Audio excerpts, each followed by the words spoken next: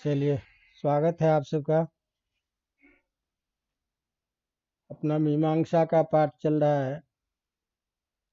क्या करें, नहीं चाहते हुए भी कुछ व्यवधान हो ही जाता है। कभी यूनिवर्सिटी में परीक्षा, कभी कुछ, कभी और कुछ। तो मीमांसा का थोड़ा पार्ट बचा हुआ है, जिसको आज समापन करने की कोशिश कर रहे हैं।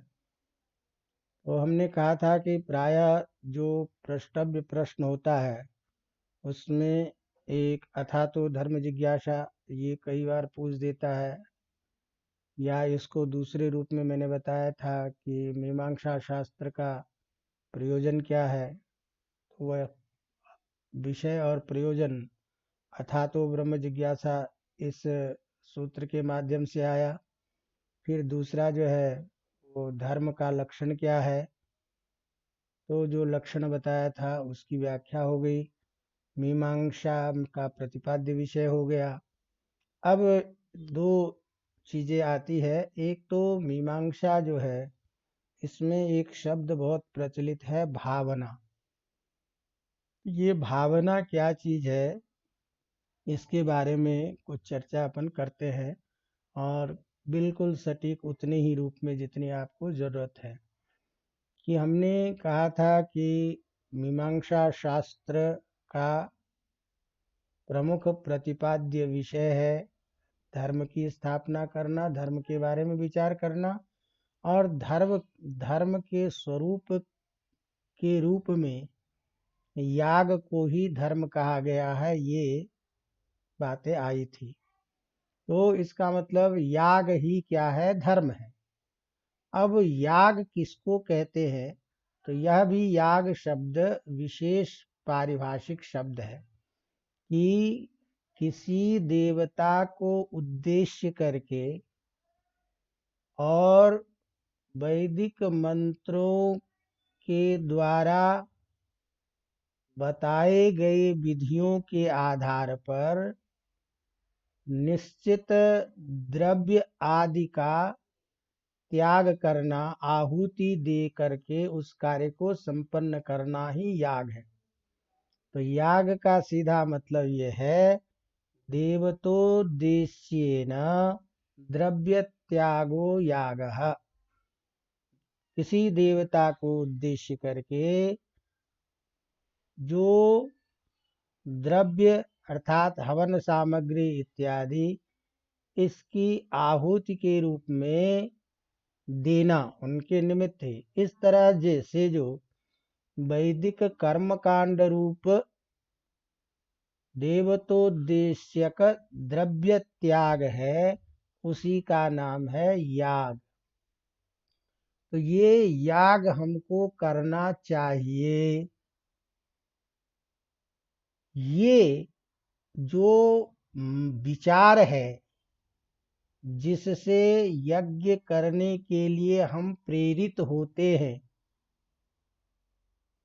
तो वह प्रेरित होने वाला जो विचार है, जो प्रेरणा है, संक्षेप में कहें तो उसी को मीमांसा की भाषा में भावना कहते हैं। बात समझ में आ रही बात? तो जैसे गुरु आदि के बड़े श्रेष्ठ लोगों के द्वारा जैसे कोई वाक्य बोला जाता है कि ये कार्य करना चाहिए, गाय को ले आओ, तो किसी लोगों के द्वारा, गुरु के द्वारा, श्रेष्ठ लोगों के द्वारा उन प्रयुक्त उन वाक्यों को सुन करके आपके मन में तन्निमित्तक कार्य करने की भावना होती है। तो यह जो उस कार्य को करने की जो प्रवृत्ति है, जो विचार आया, उसी विचार को भावना कहते हैं। तो भावना व्यापार विशेष को कहा जाता है। इसीलिए कहते हैं भावना नाम व्यापार विशेषः। एक व्यापार विशेष है जिसको हम भावना के रूप में कह रहे हैं। अब यह जो व्यापार विशेष है, तो व्यापार किम विषयक होगा, किसी न किसी संबंध में होगा। तो यहाँ याग जो है मुख्य चीजें हैं, तो याग के करने और उसके लिए किए जाने वाले जो कार्य है जो हम कर रहे हैं, ये दोनों ही भावना के नाम से जाने जाते हैं। अवगतम। तो उस यज्ञ को संपन्न करने के लिए जो व्यापार विशेष होता है, उसी भावना को, व्यापार विशेष को हम भावना कहते हैं। ये जो भावना होती है, ये दो प्रकार की होती है। तो पहले इसमें तो एक चीज समझ लीजिए कि मीमांसक के मत में वेद अपौरुषेय है। तो वेद जब अपौरुषेय है तो वेद का कर्ता कोई हो नहीं सकता। तो यहाँ हमें यज्ञ करने की जो भावना होती है, ये वैदिक मंत्र के द्वारा ही होती है। तो जिन वैदिक मंत्रों के प्रयोग से, जिस वाक्य से हमें यज्ञ करने की प्रेरणा होती है, वही, क्योंकि वेद शब्द रूप है, तो शब्द से होने वाली जो वह भावना, उसको हम शाब्दी भावना कहते हैं। बात समझ रहे हैं? तो हम अभी चर्चा करेंगे कि एक तो पहले ध्यान रखिए कि वेद जो है वो अपौरुषेय है, इसीलिए यहाँ वैदिक मंत्रों के द्वारा जो हमें किसी क्रिया को करने की प्रेरणा मिलती है, उस वैदिक मंत्र के शब्दात्मक होने के कारण हम उसे शाब्दी भावना कहते हैं। ये जो भावना है, ये दो रूप में होती है। एक का नाम है शाब्दी भावना, एक का नाम है आर्थी भावना।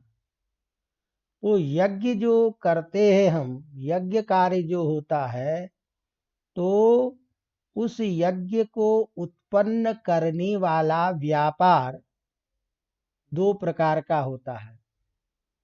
किसी यज्ञ को उत्पन्न करना, संपन्न करने के लिए जो व्यापार है, वही व्यापार विशेष भावना है। और वो व्यापार विशेष भावना दो प्रकार के होते हैं। एक तो साक्षात यज्ञ को उत्पन्न करने वाला व्यापार, तो साक्षात यागोत्पादक व्यापार एक, और एक जो है परंपराया यज्ञ को उत्पन्न करता है। तो व्यापार दो प्रकार के, एक सीधे सीधे यज्ञ कार्य को उत्पन्न करेगा, दूसरा जो हो वो परंपरा के माध्यम से होगा। बात समझ में आ रही बात है? अब ध्यान दीजिए, यहाँ जो सीधे सीधे यज्ञ को उत्पन्न करता है, यज्ञ को संपन्न करता है, उस व्यापार के अंतर्गत यज्ञ को पूरा करने वाला जो भी कार्य है, जैसे सामग्री का संकलन करना है, ऋत्विक का वरण करना है, तो सामग्री संकलन है, ऋत्विक का वरण है, अन्य जो व्यावहारिक जो कार्य हैं, वह कार्य जो किया जाता है, जिसके माध्यम से यज्ञ संपन्न होता है, वह साक्षात यज्ञ को उत्पन्न करता है। लकड़ी की व्यवस्था करना, हवन सामग्री लाना, अग्नि वेदी का स्वरूप और उसका अग्नि का प्रज्वालन इत्यादि, ये समस्त जो कार्य हैं, ये कार्य सब सीधे सीधे यज्ञ को उत्पन्न करता है। और इस कार्य को कौन करता है? यज्ञ करने वाला यजमान। तो यह जो व्यापार है, यह व्यापार यजमान निष्ठ होता है, यजमान करता है। यजमान ही क्या है? यज्ञ करता है। तो यह यजमान के द्वारा किया जाने वाला जो कार्य विशेष है, यह चूंकि अर्थ रूप में हो रहा है, इसीलिए इस प्रकार यजमान में रहने वाला जो व्यापार विशेष, जिसको हम भावना कहते हैं, वो अर्थ से संबंधित होने के कारण इसे हम आर्थी भावना कहते हैं। क्यों? क्योंकि यजमान, यजन रूप जो कर्ता है, उस कर्ता कौन है? जो अर्थ तो यजमान है, और उस यजमान के अंतर्गत ये व्यापार है। इसीलिए अर्थगत व्यापार होने के कारण इसे हम आर्थी भावना कहते हैं। ये चूंकि आसान से समझने की बात थी, इसलिए हमने आपको ये बातें कही। तो यजमान निष्ठ जो व्यापार, जिस यजमान के द्वारा सीधे सीधे यज्ञ कार्य को संपन्न किया जाता है, यज्ञ कार्य उत्पन्न होता है, याग उत्पन्न होता है, इस तरह का जो भावना विशेष है, वह भावना विशेष अर्थ संबंधी होने के कारण इसे हम आर्थी भावना कहते हैं। अवगतम? ये साक्षात यज्ञ को उत्पन्न करता है। दूसरा जो है, जिसे हम परंपराया यज्ञ को उत्पन्न करने की बात करते हैं, जो परंपराया यज्ञ को उत्पन्न करेगा। परंपराया का मतलब क्या है?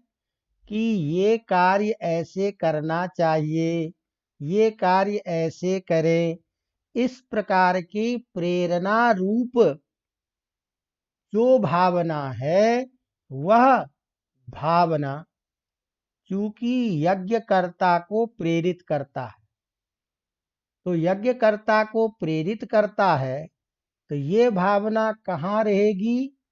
जो प्रेरित करेगा वहां रहेगी। और वेद क्या चीज है? अपौरुषेय है। वेद शब्द मूल रूप में है, तो वेद का जो वह मंत्र है, जैसे लिंग लकार, लोट लकार इत्यादि क्रियावाचक पद के द्वारा जो हमें यज्ञ कार्य करने के लिए प्रेरित करता है, तो वहां वह प्रयोजक क्या है? शब्द है। तो यह जो व्यापार है, जिस व्यापार के चलते यज्ञ करने वाले यजमान को प्रेरणा मिलती है, इसीलिए प्रेरणात्मक यह व्यापार उस शब्द में रहने के कारण इस भावना को शब्दनिष्ठ होने से शाब्दी भावना हम कहते हैं। तो प्रयोजक कर्ता कौन है? यहाँ शब्द ही है।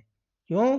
कि मीमांसक के मत में ईश्वर सृष्टि का कर्ता नहीं, वेद अपौरुषेय है। तो ऐसी स्थिति में वह प्रयोजक कौन हुआ? शब्द। प्रयोजक कर्ता कौन हुआ? शब्द। तो प्रयोजक कर्तनिष्ठ जो व्यापार होगा, वह शब्द के अधीन है। इसीलिए इस प्रकार की भावना को हम शाब्दी भावना कहते हैं। तो संक्षेप में ये निकला कि शब्द निष्ठ, शब्द में रहने वाली जो भावना, जिसके आधार पर यज्ञ करने वाले यजमान को प्रेरणा मिलती है यज्ञ करने की, उस भावना को शाब्दी भावना कहते हैं। और उस भावना से प्रेरित होकर के यजमान रूप जो अर्थ, वह जिस कार्य को करता है, सामग्री संकलन आदि, वह कार्य रूप में व्यापार करने वाला वह यजमान है। इसीलिए यजमान निष्ठ होने के कारण उस भावना को हम आर्थी भावना कहते हैं। अवगतम? तो जैसे हमने कहा कि वाक्य है यजेत स्वर्ग कामः, तो यजेत स्वर्ग कामः इत्यादि वाक्य में यजेत इस पद के द्वारा यज्ञ करना चाहिए, ये प्रेरणा मिलती है। तो इस प्रेरणा का कर्ता कौन है? ये प्रयोजक शब्द ही, ये वाक्य ही है। वही यज्ञकर्ता को प्रेरित करता है। तो इसीलिए वह वेद शब्द स्वरूप होने के कारण, प्रेरणा के शब्दनिष्ठ होने के कारण उसका शाब्दी भावना नाम से प्रयोग होता है। अवगतम। अब इस बात में यदि कोई कहे कि चलिए ये तो ठीक है कि वेद की बात आ गई, लेकिन ऐसे ऋषि महर्षि लोग यदि किसी चीज को करने के लिए कहते हैं, आप्त पुरुषों के लिए के द्वारा जो बातें कही गई है उससे भी तो हमको प्रेरणा मिलती है।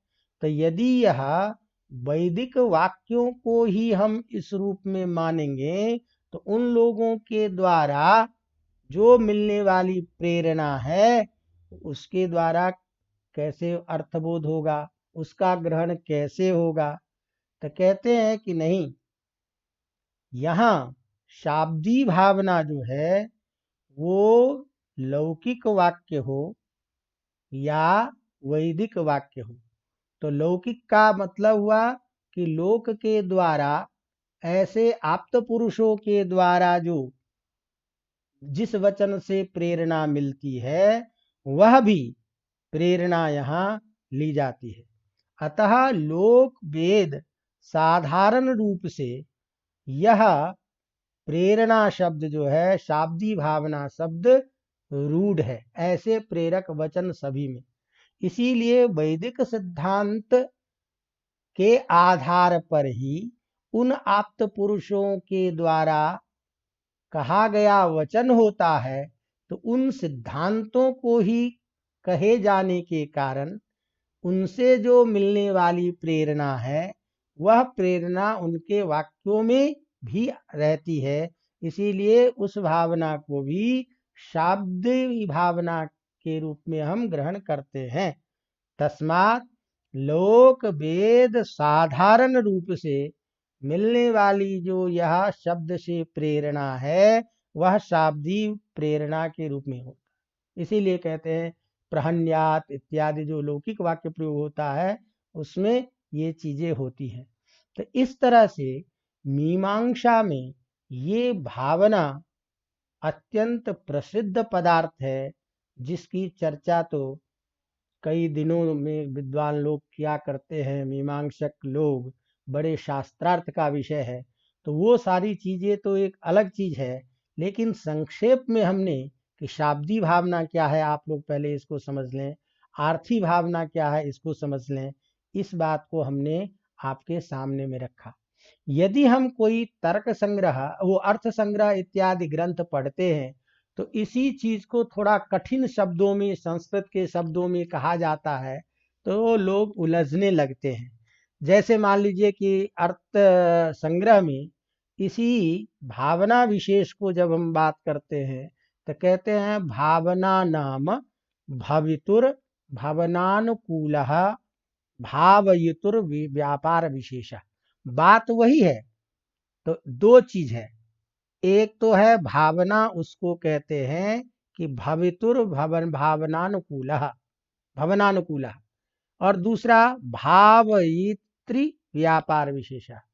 तो ये जो पहली बातें है भवितुर भवनानुकूल, यह उत्पन्न होना, यह जो बात है इस उत्पन्न होने रूप क्रिया, तो दो अंश इसमें छांट लीजिए।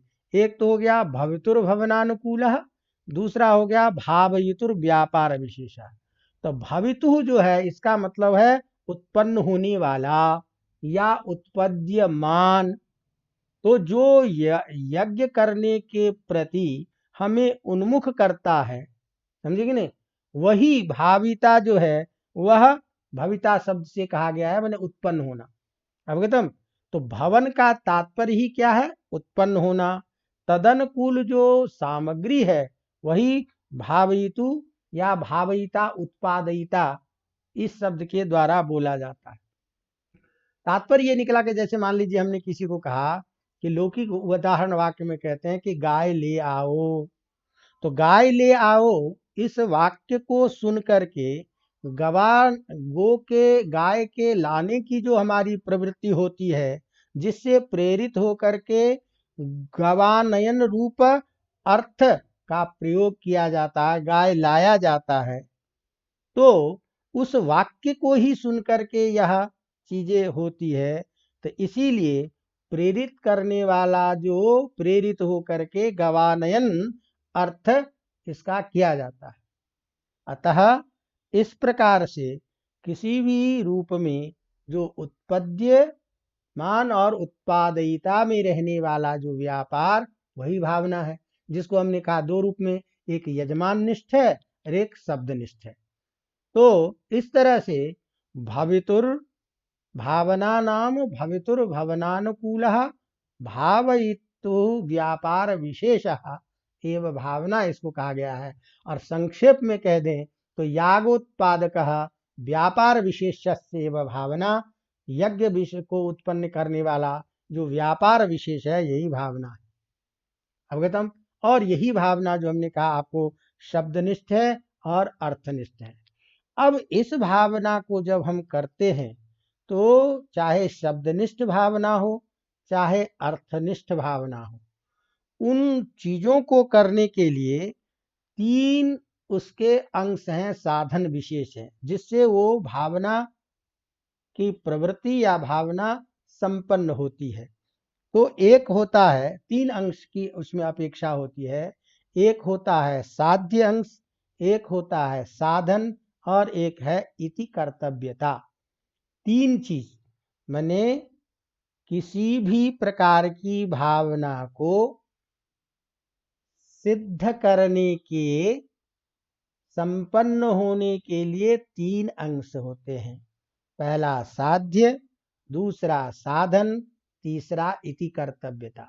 तो क्या करना है, ये एक बात रही। किम भावयेत, क्या किया जाए, यह जो चीजें तय होती है ये है साध्य रूप। दूसरा हमने क्या कहा, साधन।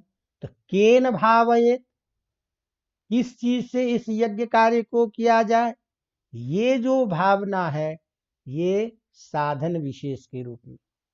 और कथम भावयेत, कैसे किया जाए, इस तरह की जो बातें आती है उसे कहते हैं इति कर्तव्यता। तो इति कर्तव्यता क्रिया रूप है। तो किम भावयेत, केन भावयेत, कथम भावयेत, ये तीन अंश के द्वारा किसी कार्य व्यापार की निष्पत्ति हम करते हैं, वह कार्य संपन्न होता है। तो जब हम कहते हैं किम भावयेत, इसका मतलब में साध्य के रूप में वो गृहीत होता है। केन भावयेत, इसको जब हम करते हैं तो साधन के रूप में होता है। कथम भावयेत, ये जो करते हैं तो ये किस रूप में होता है, आपका इति कर्तव्यता रूप में। यही चीजें दोनों प्रकार की भावनाओं में भी लागू होती है, साध्य साधन। अब दोनों के साध्य साधन में अंतर है। एक जगह शब्द के द्वारा प्राप्त है, तो शब्द कहता है स्वर्ग कामो यजेत में, साध्य क्या है, यज्ञ। साधन क्या है, जिस चीज के दधना, दधि आदि के द्वारा दधना, तो अग्निहोत्रम जुहोति। तो अब यहाँ दधि क्या है, साधन, अग्निहोत्र क्या है, साध्य, और इति कर्तव्यता के रूप में व्यापार है। तो यह जो शब्द के द्वारा ज्ञान होता है इसे शाब्दी भावना कहते हैं। अवगतम।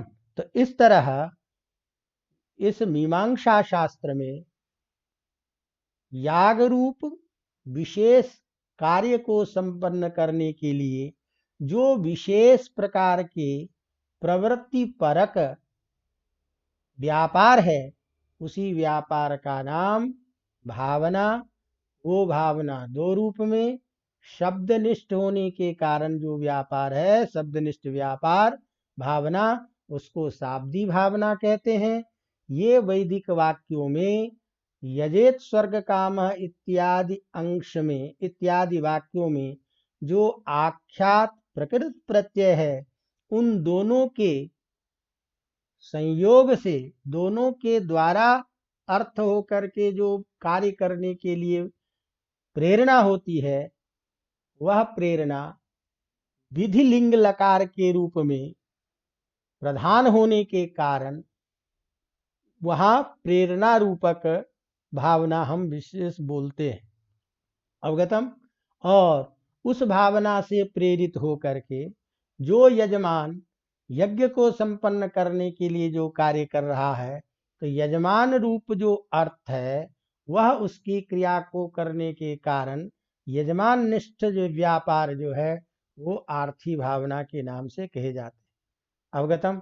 तो इस तरह हमने ये शाब्दी भावना और आर्थी भावना का अत्यंत संक्षेप में आपको ये वाक्य बताया और दोनों का अंतर समझाया।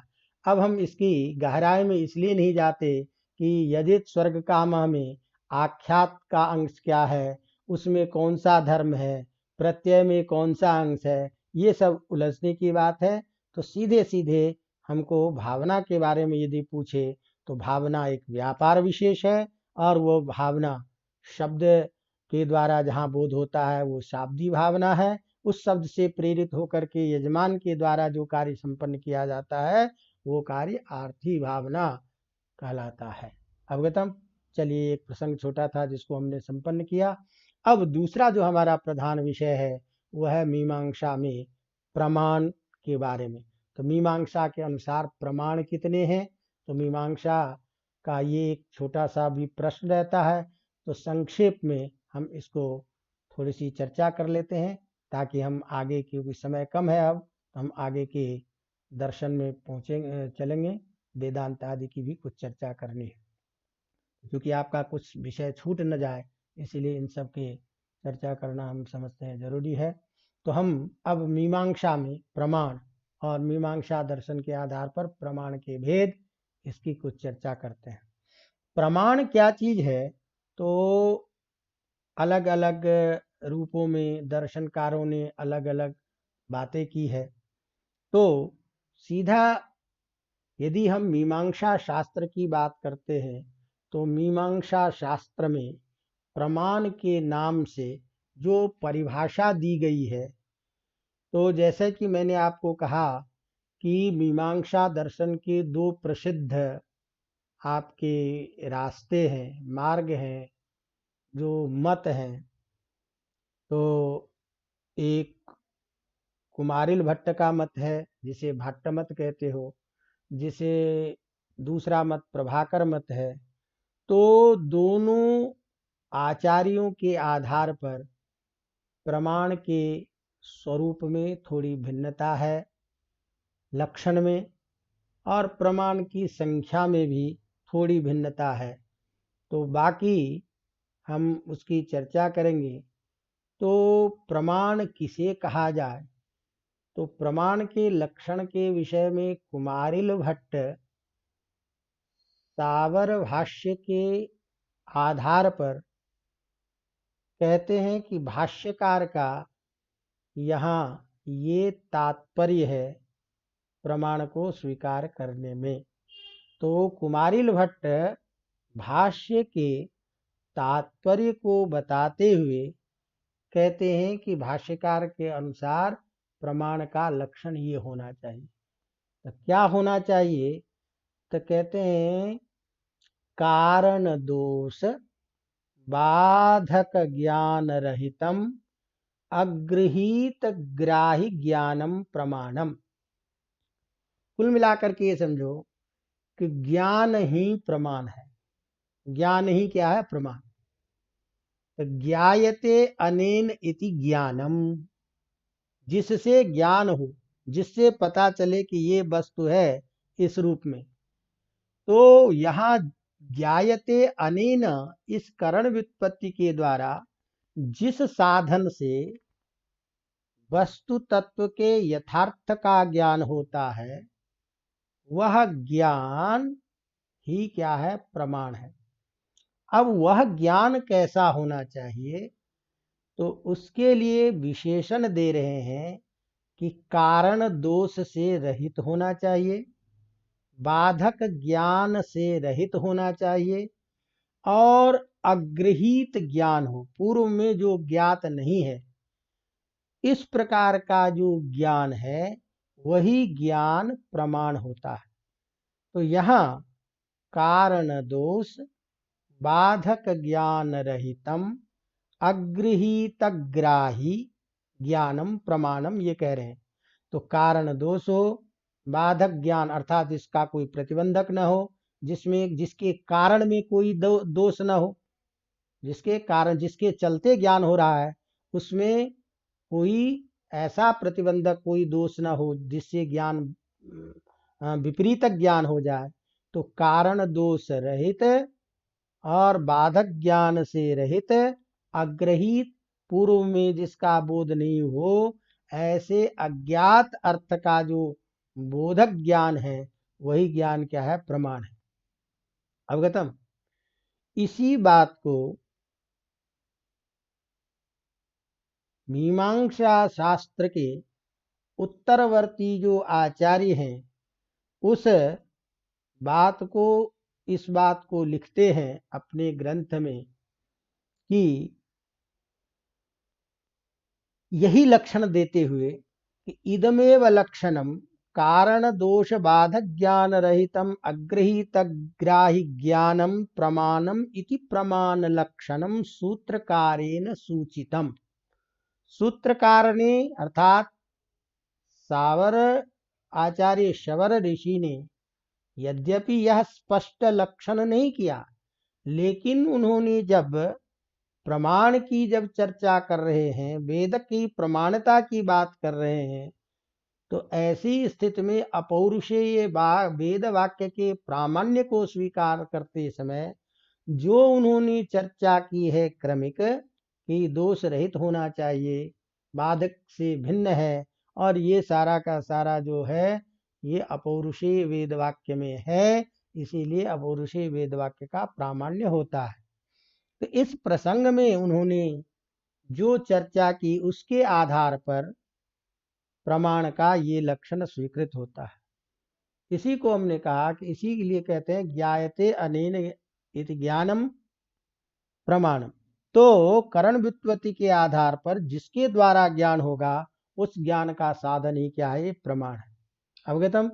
इसी को यदि अत्यंत संक्षिप्त रूप में कहते हैं तो अर्थ संग्रहकार ने इसी प्रमाण लक्षण को कहा अज्ञात तत्वार्थ ज्ञान साधनम प्रमाणम। अज्ञात तत्वार्थ ज्ञान साधनम प्रमाणम माने अज्ञात जो तत्वार्थ है, यथार्थ बोध, उस ज्ञान का जो साधन है उसी को हम प्रमाण कहते हैं। यहाँ लक्षण में अज्ञात पद दिया है, तो इस अज्ञात पद के द्वारा दो चीजों का, दो प्रकार के ज्ञान का निराकरण कर देते हैं, निराश कर देते हैं। तो अज्ञात पद से यहाँ स्मृति और अनुवाद विषय, तो स्मृत्यात्मक जो ज्ञान है और अनुवादात्मक जो ज्ञान है, इन विषयों का निराश होता है। और जो इसमें तत्व पद कहा है, तो इस तत्व पद से हुआ यथार्थ ज्ञान, तो इसका मतलब इस पद से भ्रमात्मक जो ज्ञान है उसका वारण हो जाता है। तो अयथार्थक ज्ञान भी ना होना चाहिए, और स्मृति और अनुवाद से भिन्न जो अग्रहीत अज्ञात अर्थ है, ऐसे अज्ञात अर्थ जिस से जाना जाए वही क्या है? प्रमाण है। अवगतम। तो इस प्रकार संक्षेप में ये हुआ कि कुमारिल भट्ट के अनुसार स्मृति, अनुवाद और भ्रम संशय आदि से रहित, अयथार्थ ज्ञान से रहित जो अज्ञात तत्वार्थ रूप जो प्रमा है, निश्चयात्मक ज्ञान, उसका जो करण साधन है वही क्या है? प्रमाण है। ये कुमारिल भट्ट के मत। प्रभाकर जो है, ये प्रभाकर इससे अपनी कुछ भिन्न स्थिति बता रहे हैं। तो प्रभाकर का मतलब है कि सभी ज्ञान यथार्थ रूप में ही होता है। तो सभी ज्ञान यथार्थ रूप में ही होगा, तो ऐसी स्थिति में इस लक्षण में तत्व पद का जो ग्रहण किए हैं, इसकी कोई जरूरत नहीं है। इसीलिए अज्ञातार्थ साधनम एवं प्रमाणम, यह भी कह सकते हैं। और अंत में हम चर्चा करेंगे कि उन्होंने इस रूप में कहा कि अनुभूति रेव प्रमाणम। तो प्रभाकर के मत में अनुभूति को ही प्रमाण कहा गया है। यथार्थ ज्ञान का जो साधन है उसी को प्रमाण कहा गया है। अवगतम? क्यों कहा गया है, इसको यदि थोड़ी सी हम उस रूप में चर्चा करें तो इनका, प्रभाकर का मत है कि सभी ज्ञान यथार्थ ज्ञान होता है। कहते हैं कि जैसे मान लीजिए हम कहते हैं इदम रजतम, ये रजत है, तो इस पद के द्वारा जितनी भी अग्रहित, जितनी भी जिसका ग्रहण नहीं किया गया पहला, सभी सुक्ति खंड का ग्रहण हो जाता है। और रजतमिति, इस प्रकार का जहां बोध होता है वो केवल रजत मात्र, रजत में चांदी और सीपी दो चीजें होती है, तो दोनों के रंग सफेद होने के कारण भ्रम हो जाता है। तो सीपी को में रजत का भ्रम हो जाना। तो इदम रजतम इत्यादि स्थल में जितने भी अग्रहीत हैं सीपी सुक्ति खंड, सभी का ग्रहण होता रजतम इति। और जब हम कहते हैं कि यह रजत है, इसमें रजत मात्र का ग्रहण होता है। तो इदम रजतम और रजतम इति, इसमें दोनों रजत का भान हो रहा है और दोनों ज्ञान क्या है, यथार्थ ज्ञान है। तो प्रतीति जो होती है, तो एक जगह पर में क्या होता है कि कोई भेदक ग्रह नहीं होने के कारण सामने में जो रजतार्थी है उसकी प्रवृत्ति केवल रजत में ही होगी, अन्य में नहीं होगी। क्योंकि एक सामान्य नियम है, तज ज्ञान से स्व विषय एवं प्रवृत्ति कारण नियमा। क्योंकि सभी का ज्ञान जो है उसका अपने विषय में ही उसकी प्रवृत्ति होती है। तो इस तरह से दोनों प्रकार का जो ज्ञान है वह ज्ञान यथार्थक ज्ञान है। रजतक ज्ञान की भी जो है इदम का विषय नहीं होने से उसकी प्रवृत्ति नहीं होगी। और इदमेव रजतम, इस प्रकार के दोनों के ज्ञान में कोई अंतर नहीं होता है। लेकिन जहां इदमेव रजतम है वहां उसका ज्ञान हो जाता है, रजत मात्र का ज्ञान होता है। तो इस प्रकार एक दोनों में भिन्नता जो है भ्रमात्मक ज्ञान का प्रभाकर के मत में कैसा होता है, तो इसीलिए कहते हैं कि इदम रजतम इत्याकारक जब ज्ञान होता है तो इसमें सभी की उपस्थिति होती है। लेकिन रजतम इत्याकारक जो ज्ञान है, ये ज्ञान जो है ये परमात्मक ज्ञान है। तो रजतम इत्याकारकम यद ज्ञानम, तादृश उस ज्ञान को कराने का जो साधन है वह प्रमाण है। और इसके लिए अनुभूति ही प्रमाण है। अनुभूति क्या है, बार बार अभ्यास को देखने से। तो यह जो अनुभूति है वही रजत का ज्ञान कराता है। तो इस प्रकार संक्षेप में यदि कहे तो अनुभूति रेव प्रमाणम, ये प्रमाण के लक्षण इनके द्वारा कहे गए हैं। तो प्रभाकर के मत में अनुभूति प्रमाणम और इनके मत में यह कारण दोष बाधक ज्ञान रहितम अग्रहित ज्ञान ग्राही ज्ञानम प्रमाणम। ये अब ये जो प्रमाण है दोनों के स्वरूप में भले ही भिन्न हो, तात्पर्य केवल वहीं पर में जाता है सबका कि यथार्थक ज्ञान जो है वही यथार्थक ज्ञान जिस माध्यम से होगा उसे हम प्रमाण कहेंगे। यह प्रमाण मीमांसा शास्त्र में 6 प्रकार के माने जाते हैं।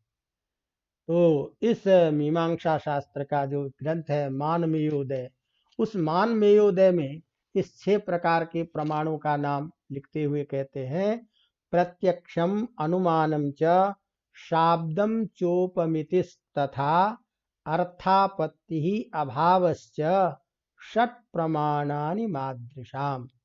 माने प्रत्यक्ष, अनुमान, शब्द, उपमान, अर्थापत्ति और अभाव, ये जो प्रमाण हैं ये 6 प्रमाण माने जाते हैं। तो सामान्य रूप से कुमारिल भट्ट का जो मत है, यही मत कालांतर में प्रसिद्ध हुआ। इसलिए कुमारिल भट्ट के आधार पर ये 6 प्रकार के प्रमाण माने जाते हैं। प्रभाकर जो है, इसमें अभाव को छोड़ करके और बाकी सारे प्रमाण मानते हैं। तो प्रभाकर के मत में 5 ही प्रमाण हैं और अन्य आचार्यों के मत में 6 प्रमाण माने जाते हैं। अवगतम। क्रम के आधार पर देखें तो प्रत्यक्ष, अनुमान, इसके बाद में मीमांसा शास्त्र में शब्द प्रमाण को कहा गया है और फिर उपमान प्रमाण की बात आती है। जबकि अपना न्याय शास्त्र में प्रत्यक्ष, अनुमान, उपमान, शब्द, ये क्रम है। तो नैयायिकों के आधार पर 4 प्रमाण, जो प्रत्यक्ष, अनुमान, उपमान और शब्द के भेद से। अपनी मीमांसक के मत में प्रत्यक्ष के बाद अनुमान, अनुमान के बाद शब्द और शब्द के बाद उपमान, और फिर अर्थापत्ति और ये जो है क्या कहते हैं आपका अभाव, ये 6 प्रकार के माने जाते हैं। तो प्रत्यक्ष और अनुमान की जब हम बात करते हैं तो प्रायः न्याय शास्त्र आदि में भी समान ही माने जाते हैं प्रत्यक्ष और अनुमान। उपमान में मीमांसा और न्याय में कुछ अंतर आता है। चलिए वो सब जो भी है, तो कुल मिलाकर के 6 प्रकार के प्रमाण हैं, जिसमें हम प्रत्यक्ष की जब बात करते हैं तो प्रत्यक्ष का लक्षण कुमारिल भट्ट करते हैं कि इंद्रिय सन्निकर्षजम प्रमाणम प्रत्यक्षम। इंद्रिय सन्निकर्ष से जो उत्पन्न जो प्रमाण है वह प्रमाण प्रत्यक्ष है। और इंद्रिय कौन है? तो जानते हैं अपन, 6 प्रकार की इंद्रिय हैं। चक्षु, रसन, रसना, घ्राण, स्पर्शन, श्रोत्राणि, मनश्च। मने चक्षु, जिह्वा, घ्राण और त्वक, श्रोत्र और मन, ये 6 प्रकार के इंद्रिय हैं। इस इंद्रिय से का विषय के साथ संयोग से जो होने वाला जो ज्ञान है वह ज्ञान प्रत्यक्ष ज्ञान कहलाता है। तो नेत्र और विषय दोनों के संपर्क से होने वाला जो ज्ञान वह प्रत्यक्ष है। इसी तरह से सूंघ के, देख के, सुन के, स्पर्श करके, रसना के द्वारा जो ज्ञान हमें प्राप्त होता है वह प्रत्यक्षात्मक ज्ञान कहलाता है। अवगतम। यह जो प्रत्यक्षात्मक ज्ञान है, प्रत्यक्ष है, सभी जानते हैं, जो हमने बताया था ये 2 प्रकार के होते हैं, एक निर्विकल्पक प्रत्यक्ष और सविकल्पक प्रत्यक्ष। तो केवल वस्तु मात्र की सत्ता का जहाँ ज्ञान होता है, जिसके किसी गुण रूप विशेष का बोध नहीं होता है, तो इस प्रकार का केवल वस्तु की सत्ता मात्र का जो ज्ञान है वो ज्ञान निर्विकल्पक ज्ञान है। और जहाँ गुणत्वेन, उसके रूप, गुण इत्यादि का जहाँ बोध होता है, उस प्रकार का जो बोध होता है उसे हम सविकल्पक कहते हैं। तो निर्विकल्प और सविकल्प में अंतर है कि सविकल्पक में उसके स्वरूप का बोध होता है, ये ऐसा है, मोटा है, लंबा है, चौड़ा है, काला है, पीला है इत्यादि। लेकिन निर्विकल्पक में कि जैसे जैसे बाल, मुख आदि का जो ज्ञान है, गूंगा जो है समझ तो रहा है कि कोई चीज़ है लेकिन बोल नहीं सकता। इसी तरह से स्वरूप की प्रतीति तो होती है, लेकिन जिसके मात्र स्वरूप मात्र की प्रतीति हो, जिसके किसी गुण विशेष आदि का बोध नहीं हो, ऐसी जो ज्ञान होता है उसे निर्विकल्प प्रत्यक्ष कहते हैं। प्रभाकर जो है वो प्रत्यक्ष के बारे में कहते हैं साक्षात प्रतीति ही प्रत्यक्षम। तो साक्षात तात्पर्य वही है, एक जगह है साक्षात प्रत्यक्ष, तो साक्षात क्या हुआ कि वह मेय, मातृ और प्रमा। प्रमा मने ज्ञान, मेय मने जो जिसको हम जानना चाहते हैं, मात्र मने वह विषय। तो प्रमा मने ज्ञान, और ज्ञान का वस्तु जिससे जाना जाए, ये तीनों का जो साक्षात प्रतीति होती है वही प्रत्यक्ष कहलाता है। और यह प्रत्यक्ष जो है साक्षात धी और स्वरूप धी, मैंने साक्षात धी का मतलब तो हुआ निर्विकल्पक, जो केवल ज्ञान मात्र है, और स्वरूप धी जो है उसके स्वरूप को जो बताता है वो। तो इस तरह से इन सारी चीजों के द्वारा जो इंद्रिय जन्य जो ज्ञान है वह ज्ञान प्रत्यक्ष प्रमाण कहलाता है। अवगतम। न्याय के जो सिद्धांत हैं अनुमान आदि, उसी प्रकार से इसका अनुमान वाक्यों का प्रयोग होता है। अवगतम। तो इसलिए अनुमान का भी प्रायः वही स्वरूप आता है। इसी बात को कहते हैं कि दूसरा प्रमाण कि व्याप्य दर्शनात् असन्निकृष्टार्थक ज्ञानम अनुमानम। व्याप्य दर्शनात् असन्निकृष्टार्थक ज्ञान, तो वहां तो क्या था सन्निकृष्ट ज्ञान, और यहाँ क्या है असन्निकृष्ट ज्ञान। लेकिन व्याप्य के दर्शन होने से जो असन्निकृष्ट ज्ञान है वह ज्ञान अनुमानात्मक होता है। जैसे व्याप्य कौन है, तो धूमो बन्नी व्याप्य, मैंने व्याप्य मैंने कम देश में जो रहे उसे व्याप्य कहते हैं। तो किसी व्याप्य को देख करके जो असन्निकृष्ट दूर में भी जो रहने वाला ज्ञान है वह ज्ञान अनुमानात्मक कहता है। जैसे मान लीजिए धुएं को देख करके बन्नी का ज्ञान, तो पर्वत पर धूमवत्व का दर्शन होने से बन्नी का ज्ञान जो होता है यह ज्ञान व्याप्य दर्शन से हो रहा है, इसलिए इस प्रकार का ज्ञान क्या है अनुमानात्मक ज्ञान कहलाता है। तो धूमस्य व्याप्यत्वम यतो बह्नर न विद्यते वर्तते तस्तस्य बात व्याप्य, माने व्याप्य इसलिए है कि कम देश में रह रहा है, कि जहां धुआं रहेगा वहां सब जगह आग रहेगी, लेकिन जहां जहां आग है वहां सब जगह धुआं हो ये कोई जरूरी चीज नहीं है। तो इस तरह से इसी बात को हम वहां पर पढ़े थे न्याय शास्त्र में कि व्याप्त विशिष्ट पक्ष धर्मता ज्ञान जो परामर्श है, और उससे जो परामर्श जन्य जो ज्ञान है वही अनुमिति है। और व्याप्य क्या चीज है, तो स्वाभाविक संबंध जो है वही व्याप्ति है। तो बन्नी और धूम का जो परस्पर स्वाभाविक संबंध है कि यत्र यत्र धूमः तत्र तत्र बन्नी इत्याकारक स्वाभाविक संबंध जो है वही व्याप्ति है। और इस व्याप्ति ज्ञान के द्वारा व्याप्य को देख करके जो होने वाला अनुमान है वह ज्ञान अनुमानात्मक प्रमाण कहलाता है। अवगतम। तो इस तरह से दूसरा जो प्रमाण है हमारा वो है अनुमान प्रमाण। तीसरा जैसे मैंने आपको बताया कि इसमें शब्द प्रमाण है, जबकि न्याय दर्शन में तीसरे प्रमाण के रूप में उपमान प्रमाण करते हैं।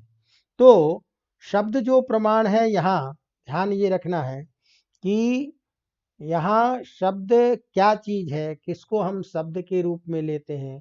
तो जैसे आप चाहते हो कि अपौरुषेयम वेद वाक्य में शब्द है, यहाँ जो अपौरुषेय जो वेद वाक्य है वही शब्द के रूप में लिया जाता है, और वह भी प्रमाण के रूप में स्वीकार किया जाता है। इसके अतिरिक्त ये जो उपमान है, उपमान वही सादृश्य ज्ञान के आधार पर, जिसको हम कहते हैं कि ये जो चीजें हैं गो को देख करके गवाय का ज्ञान होना, गो के तरह आकृति वाले पदार्थ से किसी गो के समान आकृति को देख करके गवाय रूप जो अन्य पदार्थ है उसका जो ज्ञान होता है वो सादृश्य ज्ञान के द्वारा उसे उपमिति कहते हैं। तो ये जो चीजें हैं इसमें न्याय में और इसमें थोड़ा भिन्न है। अवगतम।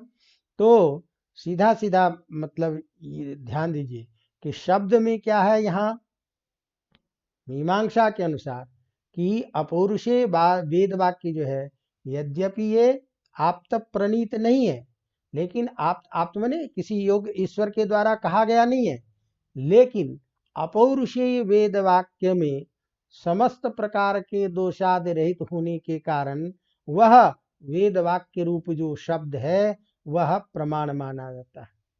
और यह शब्द जो जन्य जो ज्ञान है ये क्या है, व्युत्पत्ति के अधीन है। तो शाब्द ज्ञानम व्युत्पत्त्यधीनम भवति, और उस शब्द से जो प्राप्त होने वाला जो ज्ञान है, उस ज्ञान को हम शब्द प्रमाण के रूप में लेते हैं। तो पद पदार्थ का ज्ञान, वाक्यार्थ बोध के द्वारा जितने भी बोध होते हैं, वो सारे के सारे शब्द प्रमाण के द्वारा जाना जाता है। उपमान के लिए जैसे मैंने कहा कि न्याय के शास्त्र में जो उपमान है और मीमांसा में जो है थोड़ा सा अंतर है उस प्रकृति को बताने के लिए। तो उस उपमान की लक्षण करते हैं, दृश्यमानार्थ सादृश्यात् स्मर्यमानार्थ गोचरम असन्निकृष्ट सादृश्य ज्ञानम ही उपमितिर्मता। मैंने सादृश्य, यथा गवये गो सादृश्य दर्शनांतरम, गवी गाय, किसी ने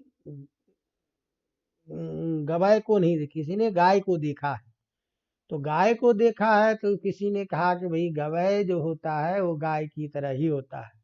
तो गाय गवय को उसने नहीं देखा, लेकिन गाय को देख करके उसने कहीं दूसरी जगह जाते हुए गवय को देख रहा है, एक गाय के समान आकृति वाले को देख रहा है।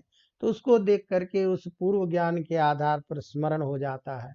तो यह जो गवी पदार्थ है यह स्मरण है, और गो के सादृश्य है, इस प्रकार का होने वाला जो ज्ञान है उसे हम उपमान प्रमाण कहते हैं। तो यहाँ नैयायिक जो है कि दूसरी जगह इसमें स्वरूप में और इसके स्वरूप में थोड़ा सा अंतर है उपमान की प्रक्रिया में, लेकिन मीमांसा जो है एक दूसरे के सामंजस्य संगति जो है, जिसका हम वाक्यार्थ प्रत्यभिज्ञा के द्वारा ज्ञान करते हैं। तो प्रत्यभिज्ञा रूप जो सादृश्य ज्ञान, वह ज्ञान उपमिति के रूप में कहा जाता है। तो इसी को उपमान के साध्य मूलक ही शब्द हम कहते हैं। अवगतम। तो उपमान प्रमाण, और इसके बाद में अर्थापत्ति। अर्थापत्ति का क्या है कि जहाँ किसी चीज को अर्थ की असंगति के कारण किसी अन्य चीज का बोध होता है, उसे हम अर्थापत्ति कहते हैं। उसी को कहते हैं अन्यथानुपपत्त्या। यदुपपाद कल्पनम तदर्थापत्तिरित्येव लक्षणम भाष्य भाषितम। मैंने जब कोई उसके अतिरिक्त और साधन नहीं है और उससे अन्यथा जब अन्य रूप में कोई साधक नहीं है, ऐसी स्थिति में जो अर्थ प्राप्त होता है उसी के द्वारा अर्थबोध होता है, और वो अर्थापत्ति प्रमाण के द्वारा कहा जाता है। तो जैसे मान लीजिए कि हम कहते हैं कि लौकिक उदाहरण में जैसे आप लोगों को समझाया जाए कि देवदत्तो पीनोयम देवदत्ता दिवान भुंगते। ये देवदत्त मोटा तगड़ा है लेकिन दिन में नहीं खाता है। तो देवदत्त मोटा तगड़ा है ये भी बोल रहे हैं, खाता नहीं है ये भी बोल रहे हैं, और ये भी तय है कि बिना खाए पिए मोटा हो नहीं सकता है। तो ऐसी स्थिति में हम ये जो मोटापन रूप अर्थ है उसके खाए बिना संभव है नहीं, तो इसीलिए हम ये समझ लेते हैं कि रात्रो भुंगते इत्यर्थ, रात में खाना खाता है। तो रात्रि कालिक जो भोजन है इसका जो ज्ञान होता है कि देवदत्त रात्रि में खाता है, ये अर्थापत्ति प्रमाण के द्वारा। तो जहाँ अर्थ की अनुपपत्ति हो रही हो और उस अर्थ की उपपत्ति के लिए जो अर्थ उपस्थित होता है वह ग्रहण करना ही अर्थापत्ति प्रमाण कहलाता है। अवगतम। और इसी तरह से अब अगला है जो छठा, अभाव रूप जो है उसको भी माना जाता है। तो कहते हैं कि अथोपलम्भ योग्यत्वे सत्यपि अनुपलम्भनम उभाख्यम प्रमाणम स्यात् अभावस्य अवबोधकम। इसी को हम कहते हैं कि अनुपलब्धि, जिस चीज की सत्ता न हो उसका भी हम बोध देखते हैं कि अभाव रूप जो है सत्ता का ज्ञान हो रहा है, इसीलिए अभाव भी प्रमाण के रूप में स्वीकार किया जाता है। ये अभाव भी दो रूप में होता है अनुपलब्धि की, एक प्रमाणाभाव के रूप में, एक स्मरण भाव के रूप में। तो इस तरह से हम मीमांसा शास्त्र के आधार पर 6 प्रकार के प्रमाण को स्वीकार करते हैं: प्रत्यक्ष, अनुमान, शब्द, उपमान, अर्थापत्ति और अभाव। तो मीमांसा शास्त्र का आज अपन समापन इसी के साथ करते हैं। यद्यपि इसमें मीमांसा दर्शन में कई बार मोक्ष के विषय में भी रहता है, लेकिन सामान्य रूप से सभी में तात्पर्य वहीं पर में है कि दुख की निवृत्ति का उपाय, इसीलिए समय रहेगा तो देखेंगे। बाकी वस्तुतः ये मीमांसा दर्शन आज संपन्न होता है। इन 5-7 प्रश्नों के साथ आप इसको देखेंगे और बाकी अब हम नए ग्रंथ अपना वेदांत दर्शन रह गया है, उसकी चर्चा को लेकर के हम आपके सामने उपस्थित होंगे।